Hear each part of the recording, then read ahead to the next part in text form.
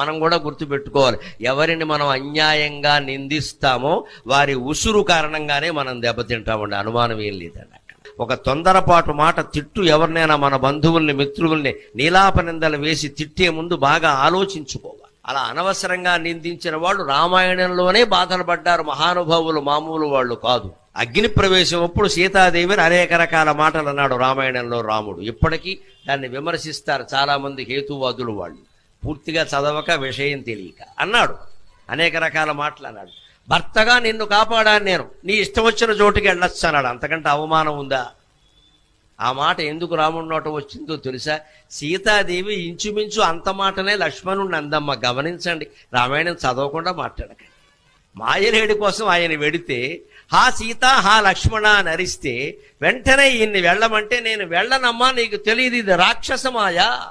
వాడు అనేక రకాల మాయలు చేసేవాడు మిమిక్రీ చేయలేడా? మిమిక్రీ చేసేవాళ్ళు బోళ్ళు మంది ఉన్నారు ఇక్కడ. అలాగే వాడు రాక్షసుడు లేడి వేషంలో వచ్చాడు, ఇప్పుడేమో ధ్వనిని అనుకరించాడు.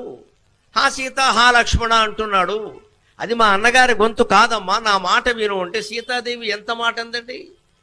వెళ్ళట్లేదని, మీ అన్నగారు చనిపోతే నన్ను పెళ్లి చేసుకుందామని చూస్తున్నావు, నేను అగ్ని ప్రవేశం చేస్తాను కానీ నీకు లొంగను అంది ఆవిడ. అంత మాట లక్ష్మణుడిని అనొచ్చా? అందువల్ల ఆవిడికి పట్టిన గ్రహస్థితి చూడండి. ఆ లక్ష్మణుడు చూస్తుండగానే అగ్ని